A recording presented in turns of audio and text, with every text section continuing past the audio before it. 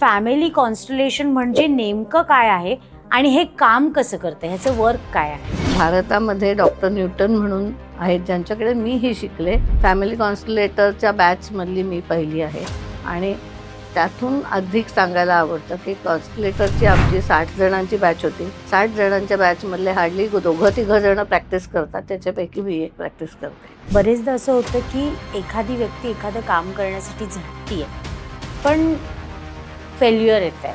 बरेचदा अनेक वेळा इतका स्ट्रगल एखाद्याच्या आयुष्यामध्ये येतो, त्याचं नेमकं कारण काय किंवा मग फॅमिली पॅटर्न्सशी ह्याचा काही संबंध असू शकतो का? घरातल्या ज्या मृत व्यक्ती असतात आणि ज्यांना आपण अॅक्नॉलेज नाही केलेलं, अबॉर्शन्स असतात, मिसकॅरेजेस असतात, त्याची दुःख पण आपल्यापर्यंत येतात. आपल्या आयुष्यात अनेक समस्या नेहमी येत असतात, तर त्या समस्या बदलण्यासाठी आपला दृष्टिकोन बदलणं कितपत गरजेचं आहे? आपल्या फॅमिलीमधले जे प्रॉब्लेम्स आहेत ते सॉल्व्ह करण्यासाठी त्यांनी पाऊल उचलावं, प्रश्न विचारण्यापेक्षा, आणि कॉन्स्टलेशन करावं. वेगवेगळ्या पद्धतीने कॉन्स्टलेशन करता येतं. आपल्या पूर्वजांची जर आपण गप्पा मारायचं ठरवलं तर ते होऊ शकतं का ह्या सगळ्या साधनेने? Every time the facilitator should be surprised on what is happening. If the facilitator is not surprised, you are not doing a right healing.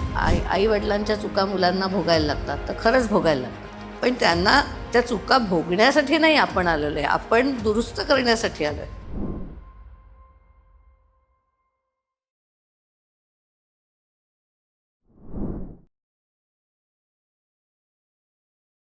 नमस्कार, मी प्रतीक्षा. मागील आठवड्यात आपल्या वार्तालाप जंक्शनवर आपण डॉक्टर मंजिरी गोखले यांच्यासोबत साऊंड हिलिंग आणि विविध आध्यात्मिक उपचार पद्धतींवर एक अत्यंत अर्थपूर्ण संवाद अनुभवला आणि विशेष म्हणजे त्या एपिसोडला प्रेक्षकांकडून मिळालेला प्रतिसाद खूपच सकारात्मक होता. अनेकांनी तर हा संवाद त्यांच्या आयुष्यातील क्लॅरिटी आणि इमोशनल हिलिंगसाठी उपयुक्त ठरल्याचं देखील सांगितलं. त्याच प्रतिसादाच्या आणि प्रेक्षकांच्या आग्रहास्तव आज आम्ही पुन्हा एकदा डॉक्टर मंजिरी गोखले यांना घेऊन आलो आहोत एका नव्या आणि सखोल विषयासह. यावेळी आपण चर्चा करणार आहोत फॅमिली कॉन्स्टलेशन आणि हिलिंग रिलेशनशिप या अत्यंत महत्त्वाच्या विषयावर. आपल्या आयुष्यातील नातेसंबंध, त्यामधील भावनिक गुंतागुंत आणि अनेकदा नकळत आपल्या कुटुंबीय पॅटर्न्सचा आपल्या आयुष्यावर होणारा प्रभाव, या सर्व गोष्टींवर आज आपण सखोल संवाद साधणार आहोत. चला तर मग सुरुवात करूयात आजच्या या आणखी एका डीप आणि ट्रान्सफॉर्मेटिव्ह कॉन्व्हर्सेशनला. नमस्कार मंजिरीताई. नमस्कार. मागच्या पॉडकास्टमध्ये सुद्धा तुमच्याशी मनसोक्त गप्पा मारल्या. आज सुद्धा असंच एक वेगळ्या विषयाचा महासागर घेऊन तुम्ही आमच्यासमोर हजर झालेले आहात. त्यातनं बऱ्याच गोष्टी आम्हाला घ्यायच्यात आणि आमचं ज्ञान सुद्धा तुमच्या इतकं नाही पण थोडंफार प्रगल्भ आम्हाला करायचं आहे. तर वळूयात आपण आपल्या ह्या पुढच्या विषयाकडे. ताई, तुम्हाला ह्याच विषयाच्या अनुषंगाने पुढचा प्रश्न विचारावासा वाटतो. पहिला प्रश्न विचारावासा वाटतो की फॅमिली कॉन्स्टलेशन म्हणजे नेमकं काय आहे आणि हे काम कसं करतं, ह्याचं वर्क काय आहे? पहिल्यांदा सांगते की फॅमिली कॉन्स्टलेशन हा जो शब्द कॉइन केलेला आहे तो बर्ट हेलिंगर नावाचे सायकोथेरपिस्ट होते, जर्मन होते. ते आताच 2 वर्षापूर्वी वारले. त्यांनी हा कॉइन केलेला शब्द आहे फॅमिली कॉन्स्टलेशन. कॉन्स्टलेशन म्हणजे नक्षत्र, जे तारांचा समूह असतो. अच्छा. तसा आपल्या फॅमिलीचा समूह.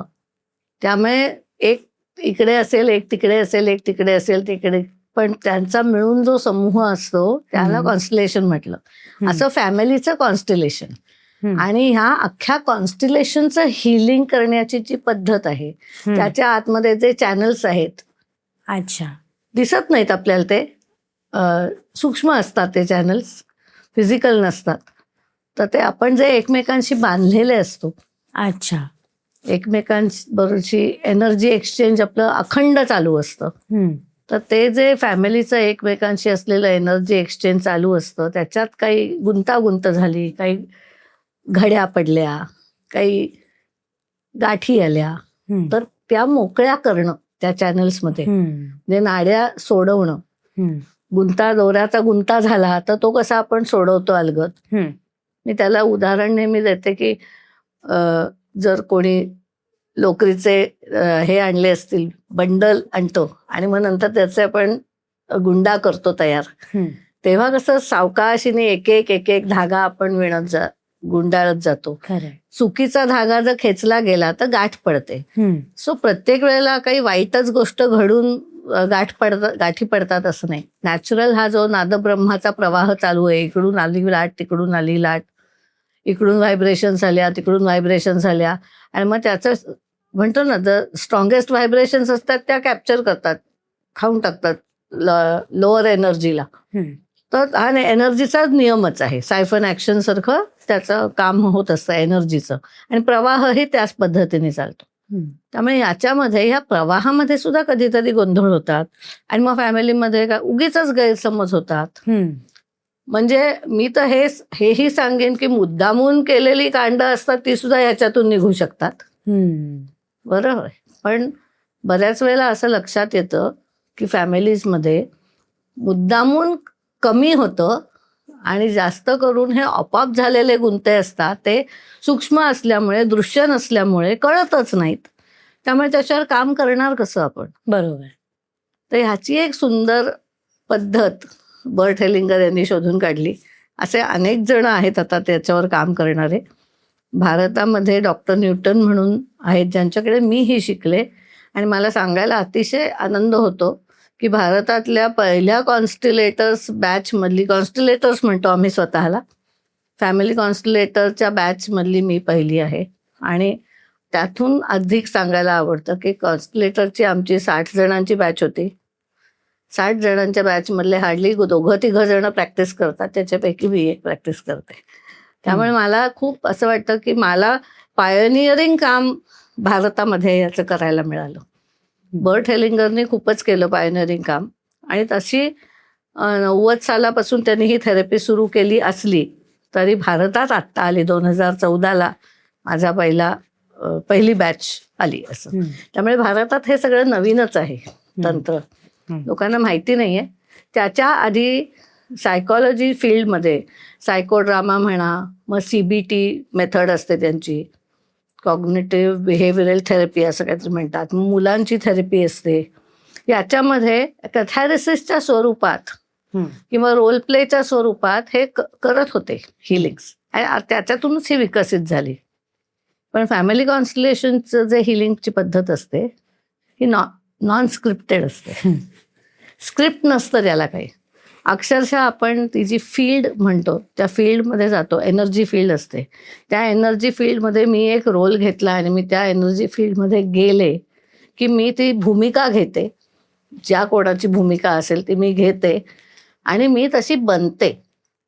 मला जातानाही माहिती नसतं काय वाढून ठेवलंय, ना त्या फॅसिलिटेटरला, हिलरला माहिती असतं की काय पुढे घडणार आहे. आम्हाला फक्त ॲज फॅसिलिटेटर सुरुवात माहिती असते, आणि कुठे जायचं आहे ते माहिती असतं. पुढे सगळा रस्ता आम्हाला शोधायला लागतो, आणि त्याची एक पद्धत आहे ते करण्याची. आणि अतिशय सुंदर अशी ही फॅमिली कॉन्स्टिलेशनची पद्धत आहे. रोल प्ले मेथडनी करतो. म्हणजे आजच्या सायकॉलॉजीमध्ये सायकॉलॉजिस्ट करतात हे रोल प्ले मेथड्सनी हिलिंग्स, पण त्यांचे स्क्रिप्टेड असतात. हे आमचं अनस्क्रिप्टेड असतं. म्हणजे एव्हरी टाइम डॉक्टर न्यूटननी आम्हाला असं एकदा सांगितलं होतं, ज्यांच्याकडे मी शिकले, ते म्हणायचे, every time the facilitator should be surprised on what is happening. If the facilitator is not surprised, you are not doing a right healing. प्रत्येक वेळेला असं वाटलं म्हणजे असंही होतं, असंही होतं, असंही असतं, बापरे. म्हणजे कारण नित्य नवीन, नित्य नूतन गोष्टी घडत असतात. खरंय. म्हणजे एक कॉन्स्टिलेशन दुसऱ्या कॉन्स्टिलेशन सारखं नसतं. हिलिंगचा जो रोल प्ले करतो त्याच्यात, आणि फुल फॅमिली येऊ शकते कॉन्स्टिलेशन मध्ये, मित्र परिवार येऊ शकतो, असे खूप मृत लोक येतात. आणि अजून एक सांगायचं म्हणजे फॅमिली कॉन्स्टिलेशन ही जी रिलेशन हिलिंगसाठी खास वापरलेली पद्धत आहे, आणि आपलं रिलेशन आत्ताच्या हयात असलेल्या, जिवंत असलेल्या फॅमिलीशी जेवढं स्ट्रॉंग असतं तेवढंच रिलेशनशिपमध्ये आपल्या अँसेस्टर्सशी, आपल्या पूर्वजांबरोबर तेवढंच स्ट्रॉंग असतं. कारण आपण फिजिकल जेनेटिक्स जे आपण घेऊन आलोय ते पूर्वजांचे घेऊन आलोय. So the physical body is owned by our ancestors. त्यांनी बनवली आपली फिजिकल बॉडी, त्यांच्याकडून घेऊन आलोय. पण आपलं मन आणि चित्त ते मात्र जे एन्व्हायरमेंट आहे त्याप्रमाणे वागत राहतं. त्यामुळे आपल्याकडे सत्संगाची जी हे आहे गरज आपण म्हणतो, सत्संगात चांगले जीन्स आपले ऍक्टिव्हेट होतात, कुसंग असेल तर वाईट जीन्स ऍक्टिव्हेट होतात. We carry everything. ब्रह्मांड आहे तिथे तेच पिंडात आहे. ब्रह्मांडात जे आहे ते पिंड आहे. पिंड ब्रह्मांड न्यायाने आपण हे कॉन्स्टलेशन थेरपी करतो. जे भारतात हा पिंड ब्रह्मांड न्याय अनेक ठिकाणी वापरला गेलेला आहे. पूर्वी मी म्हटलं असं की आपण हल्ली ज्याला हिलिंग म्हणतो किंवा थेरपी म्हणतो, पूर्वी ती साधना पद्धती म्हणून होती. जसं योग पण आहे ना, पूर्वी ती साधना पद्धती म्हणून होती, आत्मोन्नतीसाठी रिस्ट्रिक्टेड होती. आता ते ओपन केलं सामान्य माणसासाठी. तसं हे पण ओपन आहे सामान्य माणसासाठी, थेरपी म्हणून वापरू शकतो. पण न्याय आहे पिंड ब्रह्मांड न्याय. कॉस्मॉसमध्ये जे आहे तेच आपल्या पिंडात आहे आणि मग ते आपण जागं करून हिलिंग करतो. खरं. अजून एक माझ्या बुद्धीला एक प्रश्न सुचतोय. तुमचं ज्ञान आणि त्याच्यासमोर मी बोलणं म्हणजे सूर्याची एका छोट्या ज्योतीने आरती करणं इतकं असं आहे. पण खरंच तुम्ही पूर्वजांचा उल्लेख केलात तर आपल्या पूर्वजांची जर आपण गप्पा मारायचं ठरवलं तर ते होऊ शकतं का ह्या सगळ्या साधनेने? हो, किंबहुना आम्ही ह्याच्यामध्ये तेच करतो. अच्छा, पूर्वजांना बोलावतो. काय म्हणता? हो. आणि म्हणजे इव्हन त्या फॅमिलीमध्ये, म्हणजे आता माझा समजा कॉन्स्टलेशन करायचंय, मी काहीतरी प्रॉब्लेम घेऊन आली आणि मग नंतर तू माझा रोल घेतलास. आता तुला काही माहिती नाहीत माझे वडील कोण आहेत, आजोबा कोण आहेत, आजी कोण आहे. आणि तिथे तू माझ्या भूमिकेत गेल्यानंतर तुला कळतं माझी आजी कोण आहे, माझ्या आजीचं नाव काय आहे, काय नाही, हे सगळं. There is no secret in this world. तू त्या भूमिकेत गेल्यावर सगळ्या गोष्टी ओपन अप होतात. अर्थात त्यावेळेला आवश्यक असतील त्या, अनावश्यक गोष्टी नाही ओपन होत, पण ज्या हिलिंगसाठी आवश्यक असतील त्या सगळ्या ओपन होतात. आणि मग तू सांगतेस की काय प्रॉब्लेम आहे. फॅसिलिटेटर विचारलं, कसलं दुःख आहे तुला? माझी आजी मला असं बोलली, त्याचं मला दुःख झालंय. मग इथे फॅसिलिटेटर विचारतो मला, तुझी आजी तुला असं बोलली होती? हो. आणि तिला कसं माहिती? पण इट इज ओपन. असे वुंड्स सांगू शकाल तुम्ही आम्हाला ह्या संदर्भातला की एखाद्या तुमच्यासोबत घडलेली गोष्ट जी आपल्या प्रेक्षकांपर्यंत आपण आता पोहोचवू शकतो? तसे किस्से खूपच आहेत. कारण मी आता 2014 पासून कॉन्स्टलेशन करते. आणि सांगायचा मुद्दा म्हणजे मी अजून एक त्याच्यातला अँसेस्ट्रल हिलिंग हा जो भाग आहे तो मी विशेष करून थोडासा सेपरेट आउट करून त्याचं विशेष हिलिंग घेते कॉन्स्टलेशन पद्धतीनेच अर्थातच. त्याला मी नाव तर्पण असं दिलंय. पितृदोष निघून जाण्यासाठी ते करायचंय. कारण आपल्याला माहितीच नसतं आपल्या पितरांनी कॅरी केलंय. काही काही वेळेला पितरांना पण माहिती नसतं. आपल्या घरातल्या ज्या मृत व्यक्ती असतात आणि ज्यांना आपण अॅक्नॉलेज नाही केलेलं, तर त्यांचं दुःख आपल्यापर्यंत येतं. म्हणजे अबॉर्शन्स असतात, मिसकॅरेजेस असतात, त्याची दुःख पण आपल्यापर्यंत येतात. एक म्हणजे कॉन्स्टलेशनचा एक किस्सा सांगते की आमच्या जवळच्या परिचयाची मुलगी आहे. तर ती घेऊन आली की ती म्हणाली की मला हिलिंग करायचं आहे आमच्या फॅमिलीसाठी. तिला स्वतःला काही प्रॉब्लेम नव्हता, पण आपण म्हणतो ना आपल्या नातेत कोणाला तरी प्रॉब्लेम असेल तर आपल्यालाही त्याचं दुःख होतं. तर ती म्हणाली आपल्याला ते करता येईल का? म्हटलं हो, आपण प्रयत्न करू. प्रयत्न आपल्या हातात आहे. होईल की नाही मी नाही सांगू शकत, पण प्रयत्न नक्की करू. तर प्रॉब्लेम असा होता की तिला मुलं आहेत. अच्छा. पण त्यांच्या फॅमिलीमध्ये तिच्या पिढीत अजून कोणालाही मुलं नाहीत.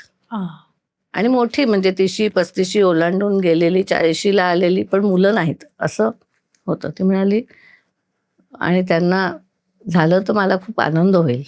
म्हटलं हो, मुलं होत नाहीत, इन्फर्टिलिटी हा जो विषय आहे हा फॅमिली कॉन्स्टलेशनचा खास विषय आहे अगदी. अच्छा. म्हटलं आपण प्रयत्न करू. आता मला एक्झॅक्टली आठवत नाही एकच कॉन्स्टलेशनमध्ये झालं का 2 कॉन्स्टलेशन्स केली ती, म्हणजे सेशन्स. पण तिचं हिलिंग झाल्यानंतर त्या तिघी तिच्या बहिणींना मुलं झाली. काय म्हणता? 1.5 वर्षाच्या आत. म्हणजे किती काय केलं, we have acknowledge the ancestors. आणि जे अबॉर्शन्स झाले होते फॅमिलीमध्ये आधीच्या पिढीमध्ये, स्त्री भ्रूण हत्या झाली होती, अच्छा. ते ती दुःख, ते रुदन या आईपर्यंत पोचतं आणि ते कन्सेप्शन होऊ देत नाही. अच्छा. ते रुदन आपण काढलं, त्यांना सॅटिस्फाय केलं, त्यांना सांगितलं अरे तुम्ही रडून काही होणार नाहीये, तुम्ही जा बघू सद्गतीला, तुम्हाला परत यायचंय का ह्या फॅमिलीमध्ये, या, पण तुम्ही योग्य मार्गाने या.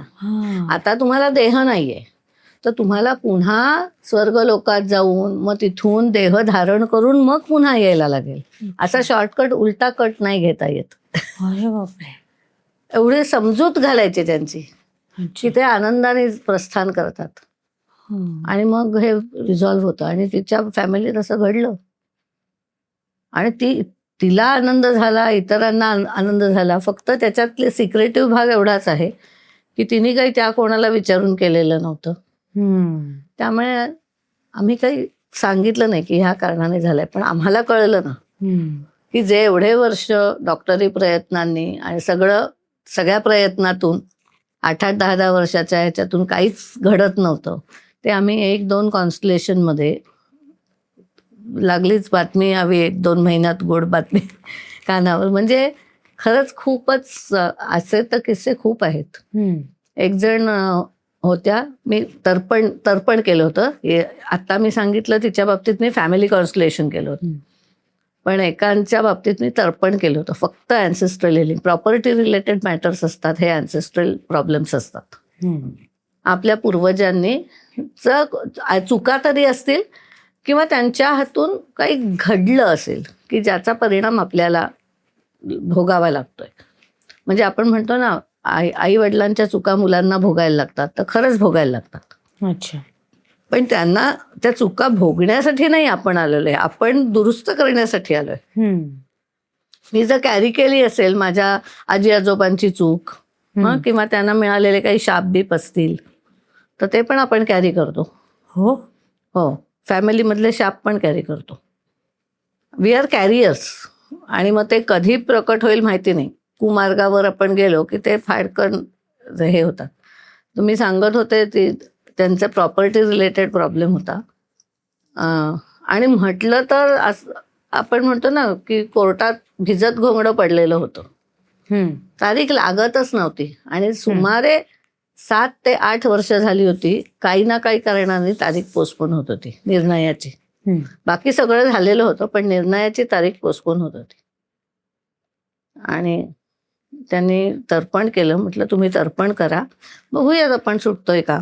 म्हणजे आम्ही गॅरंटी अर्थातच कशाची देत नाही, कारण आपल्यालाच माहिती नाही ना काय आहे त्या वरच्या जगामध्ये, काय गुंता आहे ते आपल्याला माहिती नाहीये. आणि ह्या गुंत्याने सुटणार आहे की नाही हेही माहिती नाही. एक गुंता आपण नक्की सोडवतो, पण ह्यानी नक्की ते सुटेल की नाही प्रॉब्लेम तेही आपल्याला माहिती नसतं. म्हणून कधीतरी ट्रायल एरर नाही म्हणायचं, ही ट्रायल केली मग दुसरी ट्रायल केली, काहीतरी घडत जात. तसं त्याने तर्पण, आम्ही वर्कशॉप घेतो तर्पणचं 3 दिवसांचं, तसं मी त्यांना म्हटलं तुम्ही तर्पणचं वर्कशॉप करा, बघा काय होत आहे ते. आणि त्यांनी सांगितलेल्या पद्धतीप्रमाणे सगळं केलं. होमवर्क पण करत होत्या. आम्ही होमवर्क पण देतो, घरी करा. पण इथे नुसतं वर्कशॉप करून सुटलं नाही ते. तुम्हाला आतून पण ते करायला पाहिजे, तुम्ही अधिक करायला पाहिजे, ध्यान करायला पाहिजे. मग ते त्यांनी केल्यानंतर त्यांनी 8 दिवसांनी मला फोन केला. तारीख आली. अरे बापरे. त्या तारखेला त्यांच्या बाजूने निर्णय लागला आणि ती प्रॉपर्टी त्यांना हासिल झाली. आता हे 8-10 वर्ष भिजत पडलेलं घोंगडं एका तर्पणाने क्लिअर होतं. खरं नाही वाटत, हे प्रूव्ह नाही करता येत, पण ज्यांनी केलेलं आहे ना तर्पण, तर माय हार्ट टेल्स की ह्याच्यामुळे झालं. जसं आपण प्रार्थना करतो की नाही कोणासाठी तरी, आणि ती प्रार्थना, देवा बरं वाटू देत रे माझ्या मुलाला, आणि आपण डोक्यावर हात ठेवतो आणि बरं वाटायला सुरुवात होते, तर आपल्याला कळतं ना आपली प्रार्थना पोचली. दुसरे कोणी म्हणेल असं काही नाही, बरं वाटायचंच होतं त्याला, पण आपल्याला कळतं ना, या हार्ट टेल्स. की तसं असंच. ज्याच्यात ते बदल घडतात त्याला कळतं की हे ह्याच्यामुळे घडलाय. हम्म, अगदी स्ट्रेट असतं ते. आणि हम्म. अशा काही मजेशीर आणि छान छान केसेस आहेत हो. कॉन्स्टलेशनच्या. ह्याच अनुषंगाने पुढचा प्रश्न तुम्हाला विचारायचा आहे.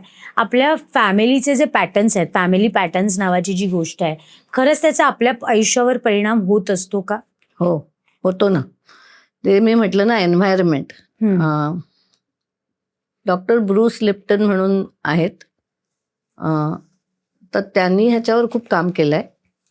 बरेच सायंटिस्ट आहेत, मला सगळ्यांची नावं नाही पाठ, पण डॉक्टर ब्रूस लिप्टन, मी त्यांना खूप फॉलो करते, त्याच्यामुळे मी त्यांचं नाव सांगू शकते की त्यांनी हे एपिजेनेटिक्स आणि मॉर्फोजेनेटिक ह्याच्यावर खूप काम केलेलं आहे.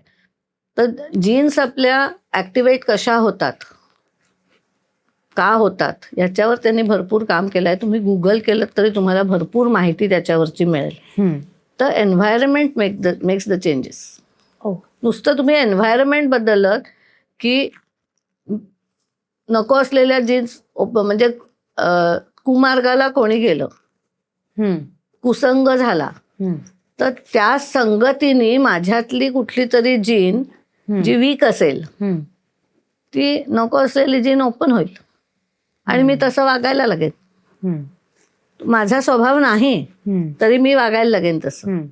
मग तुम्हाला रिव्हर्स करता येतं का? हो, तो कुसंग सोडा, सत्संगाला लागा की ती जीन क्लोज होईल.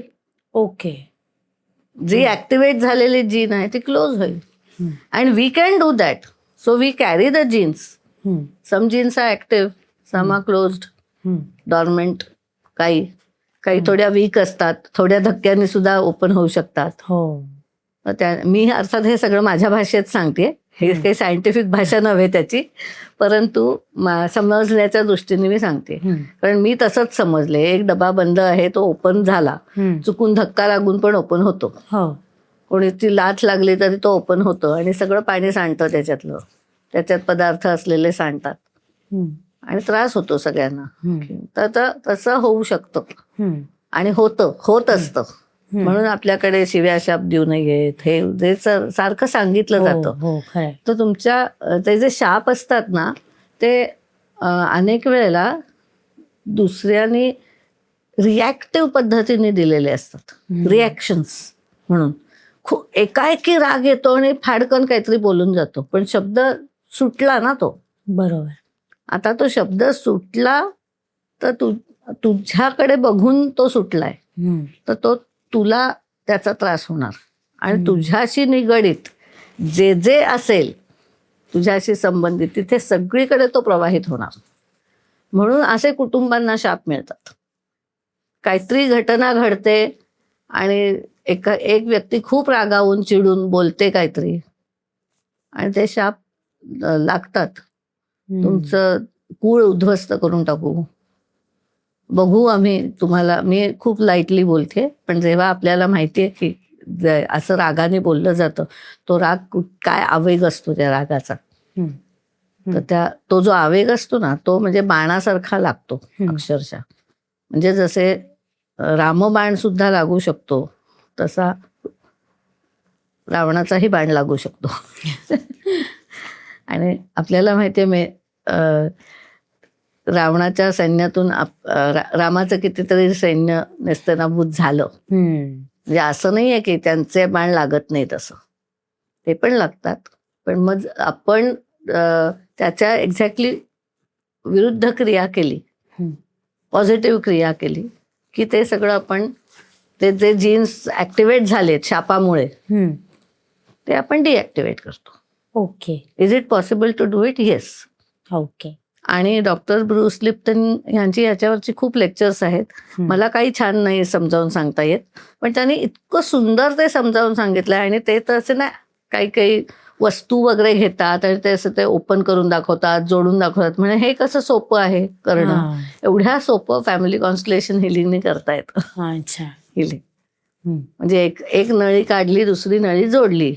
ऑपरेशन्स नाही का करत, बायपास सर्जरीज करतात, हे करतात. We can do it.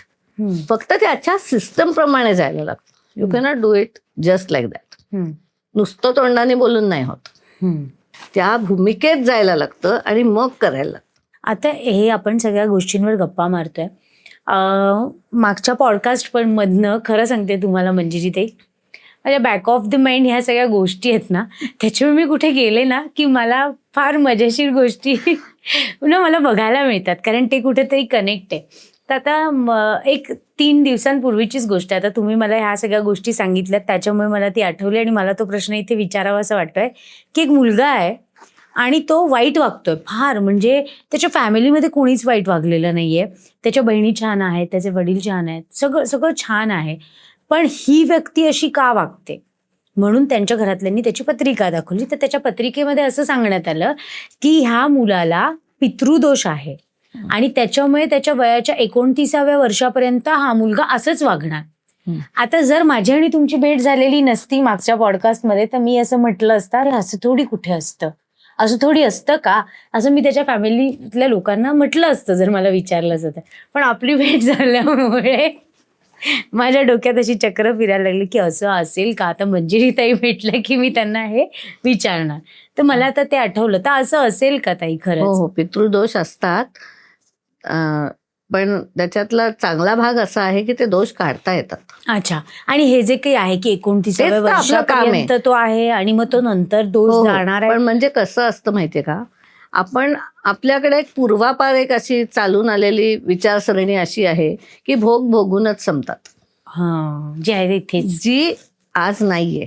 आणि साधना आपण जेव्हा म्हणतो तेव्हा ते असं आहे की भोग भोगून संपावे लागतात असं नाही. ते जे भोग ज्या कारणाने आले ते आपण दुरुस्त करण्यासाठी आले आहेत. म्हणजे आपल्याकडे जुना टेप रेकॉर्डर दिलाय, हा दुरुस्त कर. आता ना दुरुस्त अवस्थेत आहे आणि मी एक्सपर्ट आहे म्हणून माझ्याकडे दिलाय करायला तो दुरुस्त. म्हणजे ज्या मुलाला पितृदोष आहे, मी नेहमी आमच्याकडे येणाऱ्या ह्या अशा केसेस असतात, पेशंट ते भयंकर डिप्रेस होऊन येतात. आणि मी म्हणते तुमची पत्रिका अशी अवघड आहे ना, you have to be, you are a privileged person.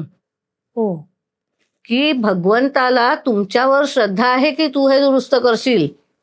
तुझ्या फॅमिलीतले इतर कोणी नसतील सक्षम, तू सक्षम आहेस. आपल्याकडे ते दुरुस्त करण्याची सामुग्री सुद्धा दिलेली असते, फक्त आपल्याला ती ऍक्टिव्हेट करायला लागते. अच्छा. आपोआप ऍक्टिव्हेट होत नाही. आणि मला पहिली इच्छा व्हायला लागते. मग अशी टेप रेकॉर्डर म्हटलं तसं, हा दुरुस्त झाला पाहिजे. नाही ना, दुरुस्त आहे, काय करायचंय करून, माझ्याच्याने होणारच नाही. असं झालं तर तो नाही होणार.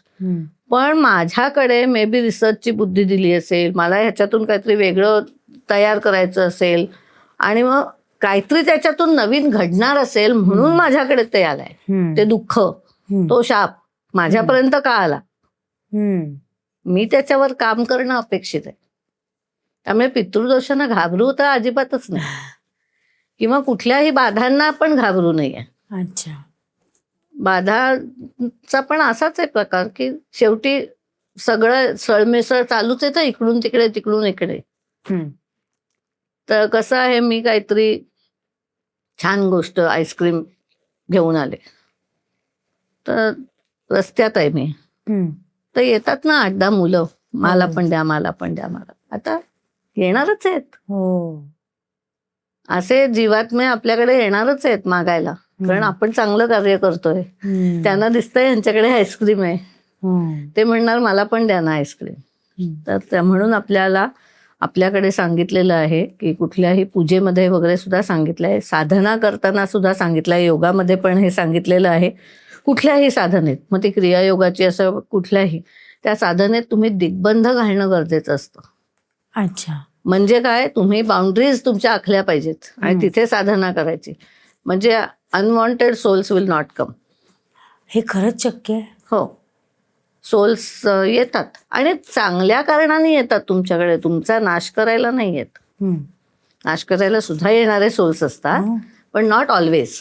Okay, not always. म्हणजे ते तुमचे किती पॉडकास्ट घ्यायचे हा खरंच हा प्रश्न आहे, कारण एकेका प्रश्नाच्या उत्तरामधनं त्याचे एवढे आयाम आहेत जे समोर येतात आणि जो तर ह्याच्याबद्दल पण किती जाणून घेण्यासारखं आहे. तर त्याच अनुषंगाने आपण पुढे जाऊयात. आजचा जो विषय आहे त्याला धरून पुढे जाऊयात. रिलेशनशिप प्रॉब्लेमचं रूट कॉज खरंच आपल्या फॅमिली सिस्टीममध्ये असू शकतं का? हो, आपण मगाशी म्हटलं ना, फॅमिली सिस्टम मध्येच असतं. अच्छा. गैरसमज होतात, ते सुद्धा याच कारणाने घडत असतात. ते गुंता असतो. हम्म. म्हणजे मी तुझ्याशी काहीतरी बोलले, हम्म. हा, मला जे म्हणायचं आहे ते वाटायच्या ऐवजी तुला ते उलटच काहीतरी वाटलं. हम्म. आता कसं उलटं वाटू शकतं तुला? हम्म. कारण हा जो प्रवाह आहे, एक अनसीन प्रवाह आहे, माझ्याकडून तुझ्याकडे जी एनर्जी जाते, हम्म. एक नळीसारखं आहे असं इमॅजिन कर. हम्म. आता ती जर अशी ट्विस्ट झालेली असेल हम्म. तर माझ्याकडून जे येणार आहे ते शब्द उलटे नाही का जाणार तुझ्याकडे? हम्म. म्हणजे तुला ते सगळं उलटं वाटेल. बरोबर. आता ना माझा दोष आहे ना तुझा दोष, ह्या फॅमिली चॅनल्सचा दोष आहे. आणि हा जो दोष निर्माण झालाय ते मे बी कोणीतरी जाता येता त्याच्यावर पाय दिला असेल. हम्म. त्यांनी मुद्दामून नाही दिलेला. हे बघ, ह्या गोष्टी मुद्दामून सुद्धा घडतात. मी असं म्हणत नाहीये की मुद्दामून घडत नाहीत, पण आपण आता त्याच्याविषयी नको बोलायला. चांगल्या लोकांच्या बाबतीत जेव्हा ह्या अशा गोष्टी घडत असतात, अगं आतापर्यंत आपल्या दोघींचं सगळं सख्य होतं, या बहिणी अगदी गळ्यात गळे घालून जात होत्या सगळीकडे, आणि एक काहीतरी घटना घडते आणि दुरावा, एवढा दुरावा की तोंड बघत नाहीत एकमेकींचं. असं काय घडलं? खरं म्हणजे काहीच घडलेलं नसतं. म्हणजे जे वाक्य बोललेली असतील की नाही, मित्रांच्यात नाही का होत, एकमेकांना शिव्या देतात, उद्या मी तुझं तोंड बघणार नाही, तू मेलेला असतास तरच बरं वगैरे. मित्र पण हे खालून खेळून वरती येईपर्यंत वरती फोन, तू कसं आहेस रे, खाली यायचं का परत खेळायला, परत मिटतं त्यांचं. तसंच जे अशी नाती असतात ते असं बोलणं झालं तरी युजली काही त्रास होत नाही त्याचा. बरोबर. आपण कधीच विसरून जातो त्या गोष्टी, मनाला लावून घेत नाही. पण एखादा ह्या अशा घटना का घडतात मग? कारण हे मध्येच काहीतरी घडलं आणि त्यांच्या दोघांच्या चॅनलमध्ये कुठल्या तरी फॅमिली रिलेटेड काहीतरी म्हटलं ना, ट्विस्ट झालं, गाठ पडली.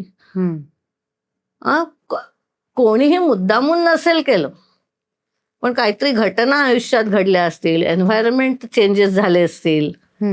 एन्व्हायरमेंट म्हणजे इनर एन्व्हायरमेंट पण असू शकतं, म्हणजे आपलं चित्ताचं आहे, किंवा बाहेरचं एन्व्हायरमेंट असू शकतं.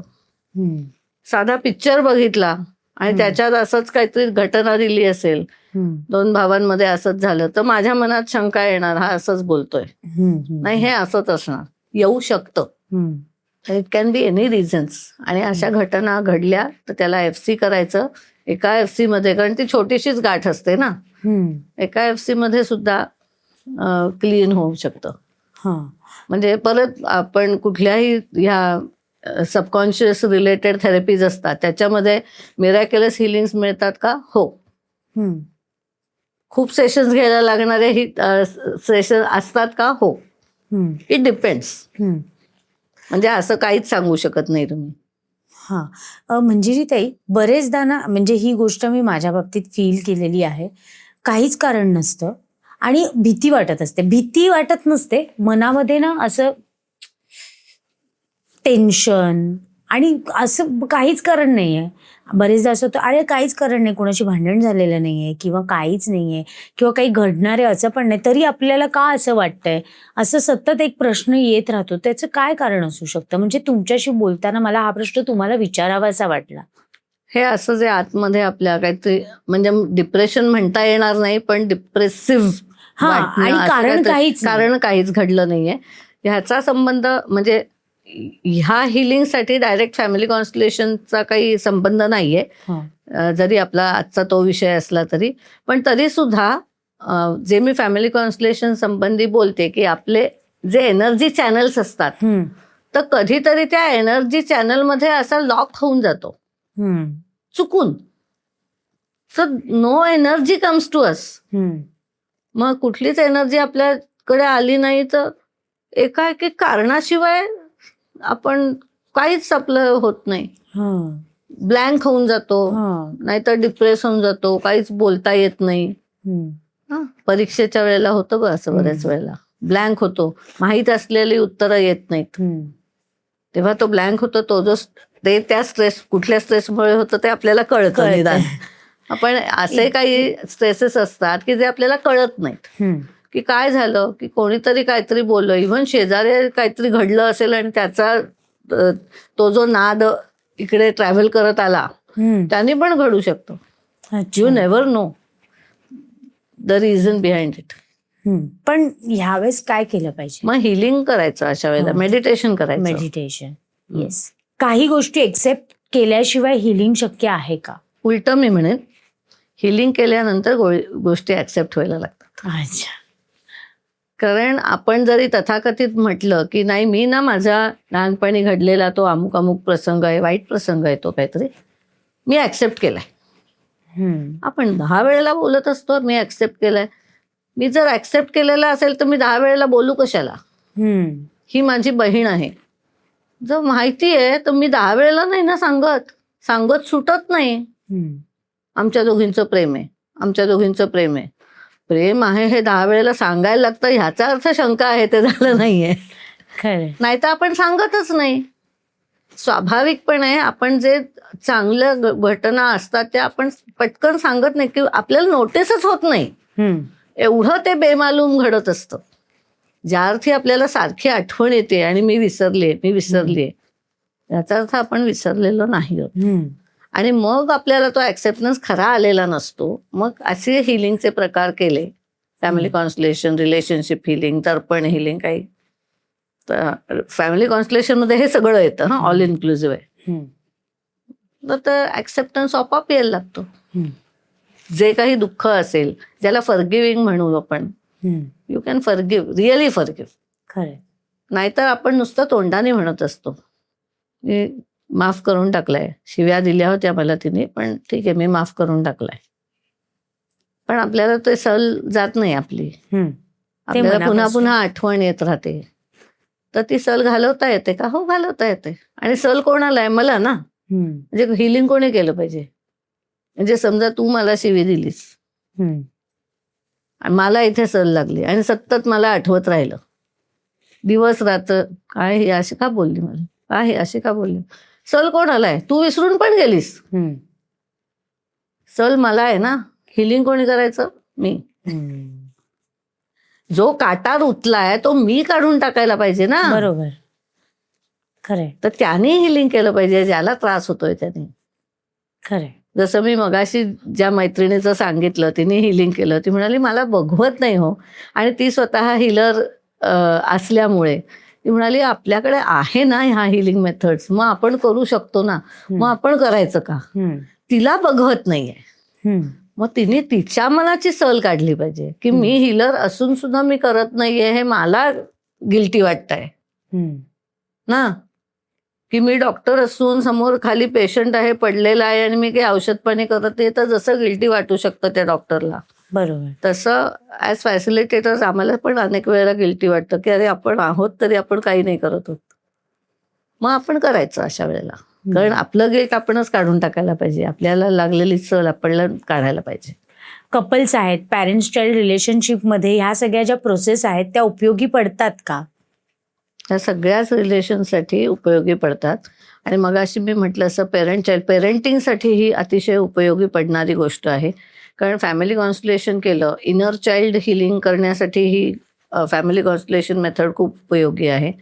म्हणजे आपले चाइल्डहुड इश्यूज असतात ते जातात. आणि पेरेंट चाइल्डमध्ये बऱ्याच वेळेला आम्ही असं बघितलं आहे की खरा म्हणजे जो काही प्रॉब्लेम असतो तो सदृश्य ह्याच्यातला नसतोच. दुसरं कुठलं तरी इंटरव्हेन्शन असतं. फॅमिली कॉन्स्टलेशन का करायचं, तर दुसऱ्या कुठल्या तरी एनर्जीचं इंटरव्हेन्शन झालेलं असतं. अच्छा. आणि ते ह्या रिलेशनच्या मध्ये मध्ये मध्ये मध्ये मध्ये मध्ये येत असतं. तर ती एनर्जी आपण काढणं चुकून झालेलं असतं, ते लीक म्हणू आपण, किंवा आपली एनर्जी लीक होत असते. तो चॅनल आहे तो पंक्चर झालेला असतो, त्यामुळे ती एनर्जी पोचतच नाहीये. तर ते काम करणं हे फॅमिली कॉन्स्टलेशनचं काम आहे. त्यामुळे पेरेंट चाइल्ड असतील, बहिणी बहिणी असतील, अगदी प्रियकर प्रेयसी असतील, कारण कितीतरी अशी नाती येतात आमच्याकडे हिलिंगसाठी येतात की 5-5, 6-6 वर्ष एकत्र आहेत, लग्न करायचं ठरलेलं आहे, सगळ्यांच्या घरच्यांना माहिती आहे, आणि अचानक निर्णय घेतात. मला आज वाटतंय की मी नाही केलं पाहिजे लग्न. बापरे. तर काय कुठली तरी फिअर, ऍक्च्युअल लग्न करायचं जेव्हा पिरियड जवळ येतो तेव्हा some fear comes in. So it is a typically family constellation issue. आणि तो कॉन्स्टलेशन इश्यू मधला आपण ते फिअर ब्लॉक, मगाशी जे फिअरचं बोललीस, ते फिअर जर आपण काढून टाकलं तर ते निघून जातं. कारण फॅमिलीमध्ये कुठेतरी अशी घटना घडलेली असते, जे पॅटर्न्स मगाशी आपण बोललो ना, फॅमिली पॅटर्न असतो कधीतरी, की असं असं झालं आणि मग त्याने बायकोला सोडून दिलं, असं असं झालं, घटस्फोट झाला, मग ते fear pops up at that time. मग त्याच्यावर काम करणं गरजेचं. वेन समथिंग पॅटर्न कुठला तरी पॉपअप झाला तर त्याच्यावर काम करायला लागतं. म्हणजे मग ते काम करून आपल्याला त्याच्यातून बाहेर पडता येतं. And then we get success in relationships. Okay. कारण रिलेशनशिप म्हणजे दोघांचं मनस्थिती सारखी असणं नव्हे. तुझी मनस्थिती वेगळी आहे, माझी मनस्थिती वेगळी आहे, आणि आपण छान कॉम्प्रोमाइज करतो. Agree to disagree. तू तुझी, मी माझी. मी असं ह्याला उदाहरण असं देईन की रिलेशन्स नेहमी पॅरलली जातात. तुम्ही पॉझिटिव्हनेस सारखं जर त्या रिलेशनला पकडून ठेवायला लागलात तर ते बिघडतं रिलेशन. पण तुम्ही जर त्या रिलेशनला पूर्ण स्वातंत्र्य दिलं त्या व्यक्तीला वागायचं, मग हे लहान मुलांनी वडिलांना असेल किंवा वडिलांनी मुलाला असेल, आईने मुलीला असेल किंवा मुलीने आईला असेल, तुम्ही स्वातंत्र्य देणं हे तेवढंच गरजेचं आहे. कारण आपण नात्याचे ते आपलं फॅमिली आहे ही एक बिल्डिंग विचार केला तर आपण प्रत्येक जण त्याचे पिलर्स आहोत. आता पिलर्स एकमेकांपासून दूर राहिलेलेच बरे ना. मी जर ह्या दुसऱ्या पिलरला माझ्याकडे खेचायला लागले तर बिल्डिंग कोसळणार नाही का? बरोबर. आणि सेफ डिस्टन्स ठेवून राहिलो ना तर बिल्डिंग कायमच छान राहते. Relations you have to give the right, काय म्हणायचं, तुम्हाला दुसऱ्याला स्वातंत्र्य द्यायला लागतं त्याला काय करायचंय त्यासाठी. आपण एकमेकांना, आपण जे जन्माला आलेलो असतो एका फॅमिलीमध्ये, ते मी माझं लाईफ पर्पज पुरं करण्यासाठी आली आहे. आपण समजा बहिणी आहोत दोघी, मी माझं लाईफ पर्पज पूर्ण करण्यासाठी आली आहे, तू तुझं लाईफ पर्पज करण्यासाठी आली आहेस. मग आपण एकत्र अभ्यास कसा करतो तसं आपण ठरवतो की या जन्मात आपण एकत्र करायचं का, तू तुझं कर, मी माझं करते.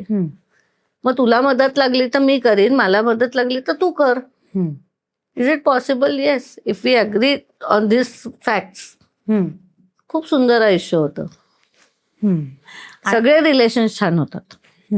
आणि बरेचदा असं होतं की एखादी व्यक्ती एखादं काम करण्यासाठी झटतीये पण फेल्युअर येत आहे. बरेचदा अनेक वेळा इतका स्ट्रगल एखाद्याच्या आयुष्यामध्ये येतो, त्याचं नेमकं कारण काय, किंवा मग फॅमिली पॅटर्न्सशी ह्याचा काही संबंध असू शकतो का? खूपच खूपच जवळचा संबंध असू शकतो. आपला मागला पॉडकास्ट पास्ट लाईफ रिग्रेशन बद्दल आपण बोललो, तर ह्याच्यात रिग्रेशनचा सुद्धा इश्यू असू शकतो, पास्ट लाईफचा. पण फॅमिलीचा इश्यू सुद्धा दाटपणे असू शकतो. जसं आपण मगाशी म्हटलं की पितृदोष घेऊन आले मी, आणि आपण वरती जन्माला येताना मास्टर्स म्हणजे गुरुजनांबरोबर एक ॲग्रीमेंट केलेलं असतं. असं मी एक साधारण ढोबळ सांगते. म्हणजे आपल्याला घरी कसं सांगतात, तू SSC झाल्यावर तुला सायकल घेऊन दे ना, तुला स्कूटर घेऊन देईन, तसं एक आपल्याला दोष दिलेला असतो, हा तू दुरुस्त करायचा आहेस. हे बघा, तुझ्या 30 पर्यंत हा दोष दूर करायचास, मग तुला अमुक अमुक मिळेल. आणि मी काय दोषालाच घाबरते, मला नको, मला नको, मला नको, मला नको. मग 30 उलटून जाते, 40 उलटून जाते, तरी यश येतच नाही. तुला सांगितलंय हे कर, या दोषावर काम कर, मग तुला बक्षीस मिळणार आहे. पण हे दोष ओळखायचे कसे? म्हणून तर ना पूर्वीच्या काळी लाईफ वॉज व्हेरी सिम्पल. कारण वर्षभर आपल्याला ज्या नैमित्तिक कर्म जी म्हणतो ना ती माणसं करत होती.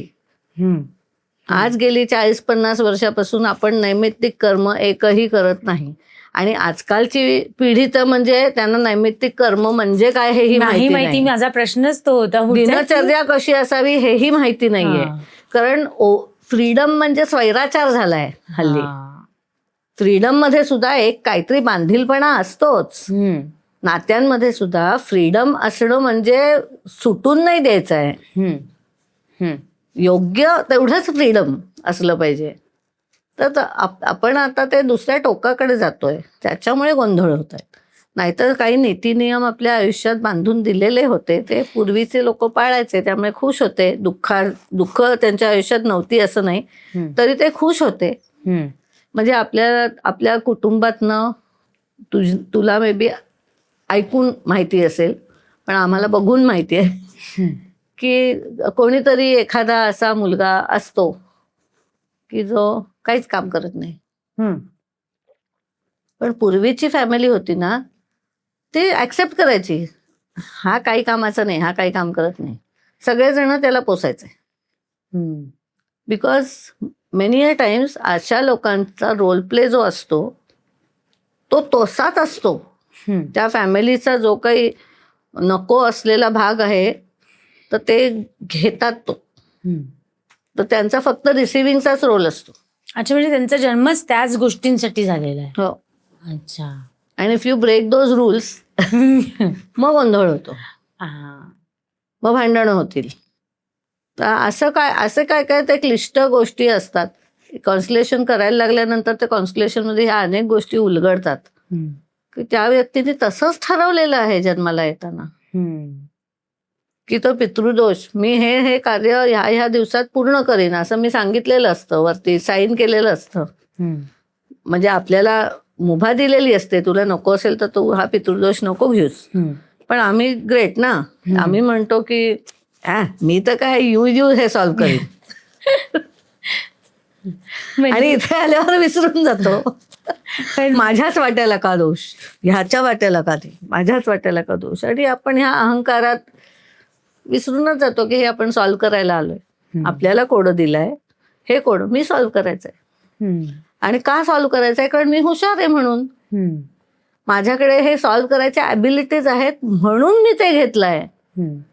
नाहीतर आपण बघ ना, टीचर कोणाला तरी प्रश्न विचारतात, कोणाला कसले प्रश्न विचारतात?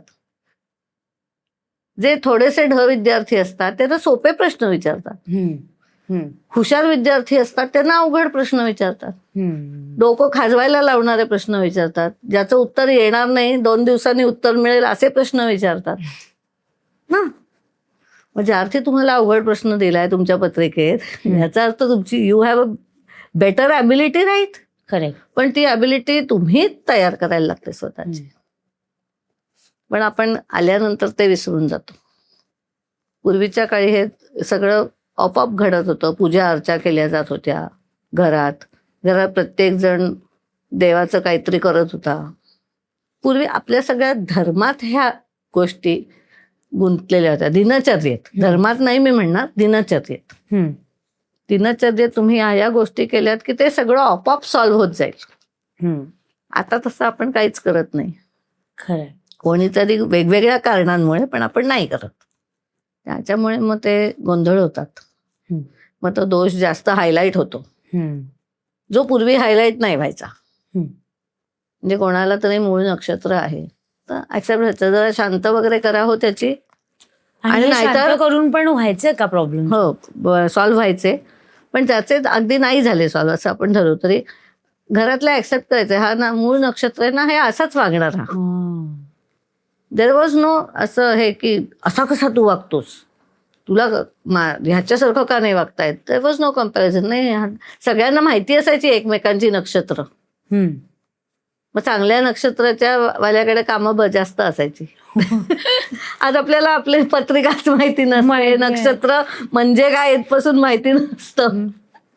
त्यामुळे आता आपण रिझॉल्व्ह कसं करणार? मग त्यासाठी ह्या नवीन नवीन पद्धती वरती आलेल्या आहेत.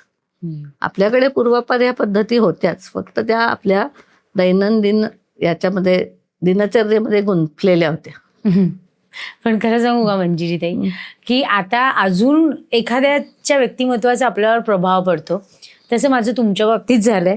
आता मी इथून जेव्हा जाईन आणि माझं कोणाची तरी भांडण होईल तेव्हा मी त्या व्यक्तीला समोर बसून म्हणे हे आपल्यातला प्रॉब्लेम वरून काहीतरी प्रॉब्लेम आला, आपण सॉल्व्ह करूया. बोलूनच सॉल्व्ह होतात खरंच. गोष्टी, बोलून खरंच. सॉल्व्ह होतात. आणि फॅमिली कॉन्स्टलेशन मध्ये ते जे कॉन्स्टलेशन तयार करतो त्याच्यात आम्ही बोलायला लावतो लोकांना. हम्म, मी दुःखी आहे समजा, हम्म. कोणीतरी मृत व्यक्ती पण आणतो आम्ही कॉन्स्टलेशन मध्ये. मृत व्यक्ती खरंच? समोर आहे, हो, मृत व्यक्ती आणतो कॉन्स्टलेशन मध्ये. ती मृत व्यक्ती बघितल्यावर आपल्याला दुःख होतं. पण ते दिसतं आपल्याला, दिसू शकतं की म्हणजे याची रोल प्रोसेस प्ले काय? आणतो ना, रोल प्ले हा. आणतो ना, ओके, येस येस, ओके. की तुझी आजी हे आजोबा जे आता नाही आहेत. हम्म, आणि कॉन्स्टलेटरला साधारण कळतं कोणाला आणायला पाहिजे ते. हा, इंट्युशनली खूप 90% काम ह्याचं इंट्युशनली होतं. करेक्ट. ते कळतं. ती जी फील्ड मी म्हटलं ना, म्हणजे मी ह्याचा नेहमी कंपॅरिझन नाट्याशी करते. नाटकामध्ये कसं असतं, ते स्टेज असतं की नाही, विंगेत माणूस वेगळा असतो, स्टेजमध्ये आल्यावर वेगळा होतो. तसं अक्षरशः त्या फील्डमध्ये गेल्यावर तुम्ही वेगळे होता. काय म्हणता? फक्त फरक एवढाच आहे की त्याच्यात स्क्रिप्टेड असतं, याच्यात अनस्क्रिप्टेड होतं. नाही खरं. तुम्ही त्या फील्डमध्ये गेलात की तुम्ही बदलता.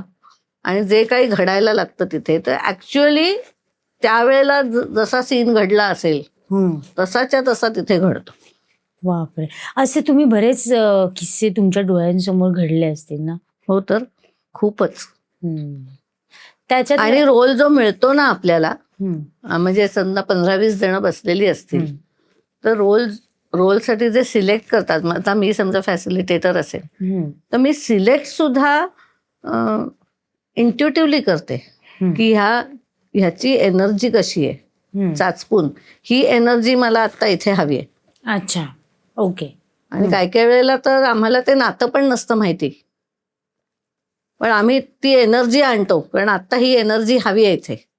आणि मग ती एनर्जी आल्यानंतर नातं उलगडतं. काही काही वेळेला आधी कळतं नातं, मग ते नात्याला अनुषंगाने एनर्जी येते. म्हणजे मला असं आठवत आहे की मी जेव्हा शिकले तेव्हाची गोष्ट, मी ना अशी खूप आत्ता आहे मोकळी, तेवढी तेव्हा मोकळी नव्हते मी स्वभावाला. आजही नाहीये एवढी, तरी पूर्वीच्या मनाने खूपच झाली मोकळी. तर तेव्हा मी असं कोणालाशी काही बोलायचे नाही, काही नाही. माझा पर्पस पण, मी का फॅमिली कॉन्स्टलेशन वर्कशॉप करायला ह्या पर्पस पण कोणाला सांगितला नव्हता. पण त्याच्यातल्या एका पर्पसमध्ये मी ठरवलं होतं की माझी दृष्टी सुधारण्यासाठी आपण एका 5-6 पर्पसेसमध्ये डोळ्याची दृष्टी सुधारण्यासाठी आपण काहीतरी करावं, असं मला तेव्हा खूप वाटायचं. म्हटलं कॉन्स्टलेशन वर्क करू, कारण माझ्या वडिलांना चष्मा आहे, माझ्या आजीची ही दृष्टी थोडी वीक होती. असं आमच्या फॅमिलीमध्ये ते आहे, आपण जेनेटिकली म्हणतो ना, तसं आमच्या फॅमिलीमध्ये दृष्टी वीक असणं हे आहे. हा माझ्या मनात मी काहीही कोणालाही सांगितलेला नव्हता. आणि एक कॉन्स्टलेशन चालू होतं, मला काही त्या रोल प्लेमध्ये जायचं नव्हतं अजिबात. म्हटलं आपण बाहेरून वॉच करू फक्त हा रोल प्ले, आणि आपण आपलं हिलिंग करू, ध्यान करू, आणि आपल्याला हिलिंग होईल. म्हणून मी अशा ठिकाणी जाऊन बसले होते की जिथे मी दिसणारच नाही त्या फॅसिलिटेटरला. त्या फॅसिलिटेटर म्हणजे डॉक्टर न्यूटनच. आणि त्यांनी तिथे काय, त्याला एक रोल प्ले हवा. Where is Manjiri? I can't see you, I want your energy here. मी अवाक झाले, अवाक म्हणजे अवाक, लपून बसले होते अक्षरशः. पण त्यांनी मला बोलावलं. म्हणजे आपण the more we resist the more it persist. Correct. पण मी संकल्प करून आले होते ना, मला हे हिलिंग करायचं आहे. आणि मला आश्चर्याचा धक्का वाटला तेव्हा. मला जो रोल प्ले आला होता तो, जिचं हिलिंग चालू होतं तिच्या पणजीचा रोल प्ले आला होता मला. तिची पणजी म्हणून मी आले होते, आणि ती पणजी आंधळी होती. आणि मी आंधळ्याचा रोल केला तिथे, आणि मला आंधळ्याचा रोल केल्यावर मला काही दिसत नव्हतं तेव्हा. काय म्हणता? म्हणजे मी अक्षरशः अवाक झाले की एवढं दिसत नाही आंधळ्यांना, की मला डाव्या बाजूला कोण आहे, उजव्या बाजूला कोण आहे दिसत नाही, एवढं नाही. बरं मला आता आहे दृष्टी एवढी की मी अंध नाहीये की मला दिसत. पण मी अंध व्यक्तीचा रोल केल्यावर मला तेव्हा काहीही दिसत नव्हतं. विच वॉज लाईक, म्हणजे मला असे शॉक्स बसले. मी ऍक्च्युली जेव्हा हिलिंग्स केली आणि मी काही रोल प्लेज मध्ये आले तेव्हा ह्या रोल प्लेमध्ये असं घडू शकतं. It was really, it was मला थोडीशी भीती, थोडंसं आश्चर्य आणि थोड्याशा ह्या फॅमिली कॉन्स्टलेशनच्या हिलिंग पॉवर्सची जाणीव झाली. आणि असं लक्षात आलं की त्या फॅमिलीमध्ये त्या गोष्टी आहेत आणि आपण त्या हे केलेल्या आहेत. आपल्याला रोल प्ले पण आपल्या विषयाचा रोल प्ले मिळतो. आणि हे तर आम्हाला प्रत्येकच कॉन्स्टलेशन मध्ये जाणवतं. 15-20 जण बसलेली असतात, त्यांचा जो विषय असतो तो येतो तिथे. आपल्या आयुष्यात अनेक समस्या नेहमी येत असतात, तर त्या समस्या बदलण्यासाठी आपला दृष्टिकोन बदलणं कितपत गरजेचं आहे? मग अशी जे ऍक्सेप्टन्स बद्दल सांगितलं ना, तेच मी आता ह्याही प्रश्नाचं उत्तर तसंच आहे. समस्यांचा दृष्टिकोन आपण बदलायचा ठरवला तरी बदलत नाही. जोपर्यंत हा गुंता आहे ना, तोपर्यंत त्या बदलत नाही. आपल्याला भले इच्छा असेल दृष्टिकोन बदलावा, पण आपल्याकडून ते बदललं जात नाही, कारण एनर्जीच नाही मिळत ना. जी एनर्जी लागते ती एनर्जीच नाही मिळत. मग ते आपण असे कॉन्स्टलेशन्स केली किंवा कुठल्याही आध्यात्मिक साधना केली, स्पिरिच्युअल टाईपची कुठलीही साधना केली किंवा आपण म्हणू सबकॉन्शियस वरची कुठलीही साधना केली, तर हे एनर्जी चॅनल्स ओपन व्हायला लागतात आणि मग आपला दृष्टिकोन बदलतो. कारण आपल्या दृष्टीच्या पुढे आपल्याकडे योगामध्ये आपल्या तत्वज्ञानात असं सांगितलेलंच आहे ना, की आपल्या दृष्टीपुढे आवरणं येतात. ती आवरणं जोपर्यंत तुम्ही दूर करत नाही, पडदे येतात. आपण चष्म्याचं उदाहरण देतो की नाही, लाल रंगाचा चष्मा घातला तर लाल दिसतं हे ते.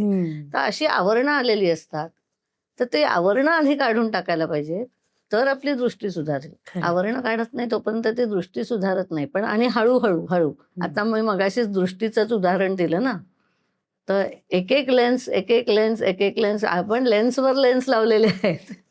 त्यामुळे आपल्याला ऍक्च्युअल खरं काय ते दिसतच नाही. एक एक लेन्स काढत गेलं, अच्छा हे असं आहे का. जे मी मगाशी म्हटलं ना की डॉक्टर न्यूटनचं सांगितलं, ते म्हणाले तू प्रत्येक हिलरला आश्चर्य वाटलं पाहिजे प्रत्येक हिलिंगच्या वेळेला, की हे असंही घडतं. तर अक्षरशः एक लेन्स निघते, हा असंही.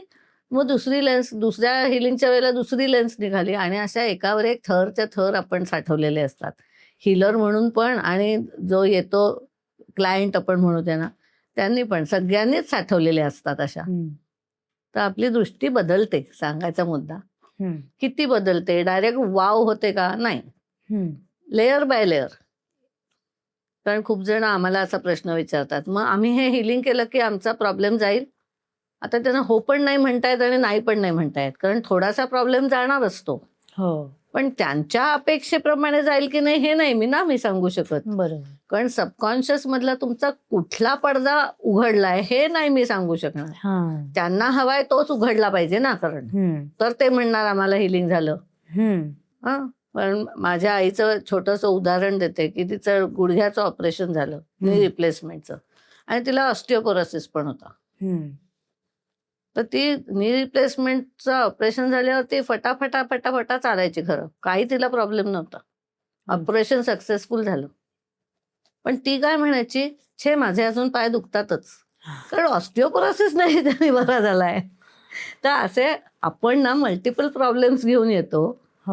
तर काही वेळेला एक प्रॉब्लेम रिझॉल्व्ह झालेला असतो, पण आपल्याला हवाय तो रिझॉल्व्ह झालेला नसल्यामुळे आपण म्हणत राहतो, छे कुठे काय प्रॉब्लेम काही रिझॉल्व्हच नाही झाला. पण बाकीच्यांना दिसतं ना रिझॉल्व्ह झालेला, हे गेलं असं. तसं मी आईचं उदाहरण दिलं, अगं तू काय फास्ट चालतेस, माझ्यापेक्षा फास्ट चालते सगळं काही तू. म्हणजे प्रॉब्लेम रिझॉल्व्ह झालाय तो. नी रिप्लेसमेंटचं ऑपरेशन सक्सेसफुलच झालंय, ऑस्टिओपोरोसिसचं ऑपरेशन नाही तुझं झालेलं. असं आपण काही वेळेला हे करतो. ती पण दृष्टी बरी होते ह्याच्यातूनच, हे हिलिंग करत राहिलं की. म्हणून मी जे म्हटलं ना, कधीतरी एका सेशनमध्ये होतं, कधीतरी 3-4 सेशन्स लागतात, कधीतरी खूप क्रॉनिक प्रॉब्लेम असेल, म्हणजे मल्टिपल ॲन्सेस्ट्रल प्रॉब्लेम्स असतील, म्हणजे आईकडूनही प्रॉब्लेम आहे, वडिलांकडूनही प्रॉब्लेम आहे, किंवा माझ्या सासरहूनही प्रॉब्लेम आहे, माहेरहूनही प्रॉब्लेम आहे. तर मग असे मल्टिपल ॲन्सेस्ट्रल प्रॉब्लेम्स असतील तर तो गुंता सुटायला जरा जास्त वेळ लागतो. ओके. आणि असेही आपण घेऊन येतो. असं काही नाही. म्हणून तर आपण अमक्याच व्यक्तीशी लग्न करतो, काही वेळेला मनाविरुद्ध.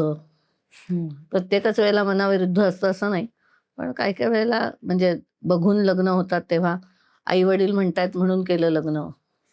मग का केलं आपण? आपल्याला नाही म्हणायचा स्कोप होता तेव्हा, पण तरी केलं ना आपण. याचा अर्थ कारण we have come to resolve some issues in the family. आपण एकमेकांनी तो रिझॉल्व्ह करायचा ठरवलाय. अच्छा. ते घडवायचं ठरवलंय आपण. फक्त आपल्याला ते आपल्याला काय ठरवलंय हे कळणं गरजेचं आहे. त्याच्यासाठी हे कॉन्स्टलेशन केल्यावरच कळायला लागतं. दृष्टी पडदे बदलायला लागते की आपल्याला कळतं अच्छा अच्छा मला हे अशा दृष्टीने जर हे बघितलं ना तर खूपच सोपं आहे. असं एक एक गोष्टी कळायला लागतात. आम्ही नेहमी म्हणतो की the problem doesn't get solved, the problem drops. आता तो प्रश्नच उरत नाही. म्हणून आम्ही हिलर्स सगळे रिझॉल्व्ह हा शब्द वापरतो, नॉट सॉल्व्ह. गणितासारखं सुटत नाही ते कोडं, पण तुम्हाला उत्तर मिळतं. तरीही उत्तर मिळतं असं. गणितासारखं सुटत नाही, पण आता तो प्रॉब्लेम राहत नाही. म्हणजे ते मी मगाशीच पॉडकास्टची सुरुवात करतानाच म्हटलं की हा ज्ञानाचा अथांग महासागर आहे, त्यातनं जितकं घेऊ आपण तेवढं कमी आहे. पण प्रत्येक गोष्टीला वेळेची मर्यादा असते. पुढे पण आपण असे अनेक इंटरेस्टिंग विषय घेऊन तुमच्याशी आपण गप्पा मारणारच आहोत.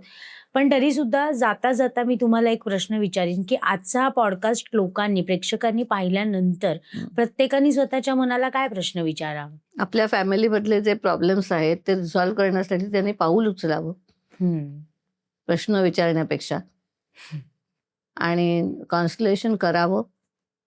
वेगवेगळ्या पद्धतीने कॉन्स्टलेशन करता येतं. नित्यनैमित्तिक पूजा अर्चा कराल, लोक करतात नित्यनैमित्तिक पूजा अर्चा, पण मला असं वाटतं त्यांनी ती मनापासून केली पाहिजे. म्हणजे मी इथे पूजा करते, इथे नारायणाला तुळशी वाहते आणि लक्ष दुसरीकडे, असं नाही चालत. नारायणाला तुळशी वाहताना तुळस आणि नारायण आणि मी हे तीनच असलं पाहिजे. बरोबर.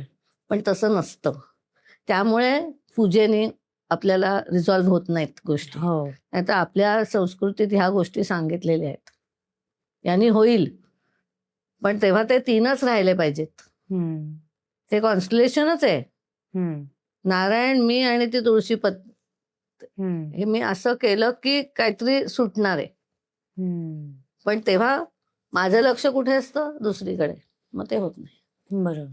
तर तुम्ही नित्यनैमित्तिक कर्म केली तर ती मनापासून करा, तरी सुद्धा रिझॉल्व्ह होतील. अर्ध्या गोष्टी रिझॉल्व्ह होतील त्याने.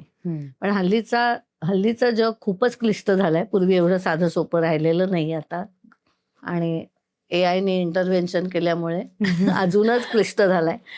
त्याच्यामुळे मला असं वाटतं की आपल्याला ह्या गोष्टी दिलेल्या आहेत, कॉन्स्टलेशन मेथड किंवा ह्या साऊंड हिलिंग मेथड किंवा पास्ट लाईफ रिग्रेशन मगाशी म्हटलं तशा मेथड्स दिलेत. तर्पण सारख्या, आकाशिक रेकॉर्ड्स, म्हणजे ॲस्ट्रल हिलिंग करणं, हे सगळं आपल्याला त्यासाठी दिलंय. आता ओपन केलंय मास्टर्सने. जे पूर्वी एकेकाळी गूढ होतं ते आज का ओपन केलं? कारण आजच्या जगाला त्याची गरज आहे. तर तुम्ही त्याच्याकडे बघा, त्याचा उपयोग करा. आणि अनेक ठिकाणी फ्री गोष्टी पण असतात, पेड गोष्टी असतात, सगळ्या असतात. तुम्हाला जसं जमेल, जसं झेपेल तसं करा, पण करा. केल्याने होतं आहे रे, आधी केल्याची पाहिजे.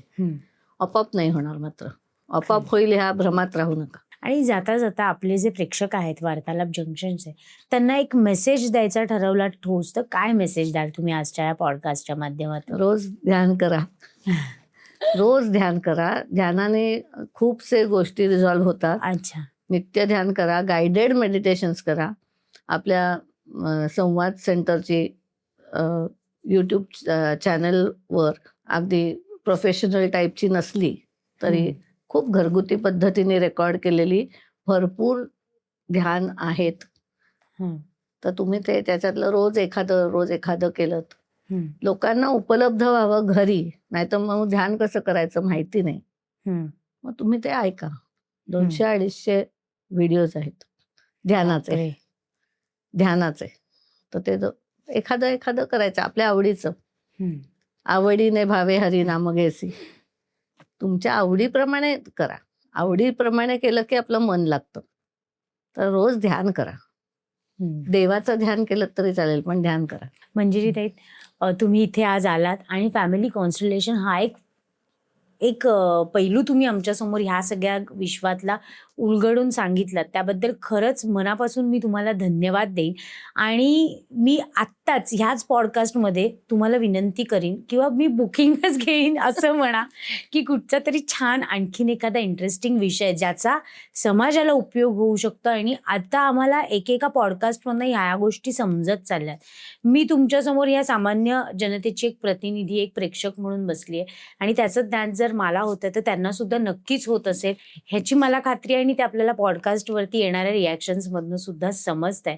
तर पुढच्या वेळेस सुद्धा, पुढच्या भागात सुद्धा अशाच एका इंटरेस्टिंग विषयाला घेऊन आपण छान गप्पा मारूयात. तोपर्यंत तुम्ही इथे आमच्या विनंतीला मान देऊन आलात त्याबद्दल मी वार्तालाप जंक्शनच्या माध्यमातून तुमचे मनापासून आभार मानेन. धन्यवाद. मी पण खूप खूप आभार मानते की इथे फॅमिली कॉन्स्टिट्युशन सारख्या विषयावर मला बोलायला संधी मिळाली. कारण आपण म्हणतो ना, खूप व्हॉल्युम्स सांगण्यासारखं आहे. तर ही संधी वार्तालाप जंक्शननी आणि तू फार सुंदर प्रश्न विचारून बोलतं करणं एखाद्याला खूप अवघड असतं, जे तू करतेस, त्यामुळे खूप थँक्यू सगळ्यांना. धन्यवाद. आजचा हा संवाद केवळ चर्चा नव्हती, तर आपल्या नातेसंबंधांकडे पाहण्याचा एक नवीन दृष्टिकोन होता. डॉक्टर मंजिरी गोखले यांनी फॅमिली कॉन्स्टलेशन आणि हिलिंग या विषयावर दिलेली माहिती आपल्याला हे सांगते की आपल्या आयुष्यातील अनेक भावनिक गुंतागुंतींचं मूळ कधी कधी आपल्या कुटुंबीय पॅटर्न्समध्ये दडलेलं असतं. जर या संवादातील एखादी गोष्ट जरी तुमच्या मनाला भिडली असेल तर ती नक्कीच तुमच्या विचारांना आणि दृष्टिकोनाला एक नवीन दिशा देईल. आणि म्हणूनच हा एपिसोड तुमच्या मित्रपरिवारासोबत, कुटुंबियांसोबत नक्कीच शेअर करा. कदाचित कोणाच्या तरी आयुष्यातील उत्तर या संवादात दडलेलं असेल. अशाच आणखी अर्थपूर्ण ट्रान्सफॉर्मेटिव्ह कॉन्व्हर्सेशनसाठी वार्तालाप जंक्शन सोबत जोडलेले राहा आणि आमच्यावर खूप खूप प्रेम करा. तोपर्यंत धन्यवाद आणि पुन्हा भेटूयात अशाच एका नव्या डीप कॉन्व्हर्सेशनमध्ये. तोपर्यंत आमची नक्कीच वाट बघा.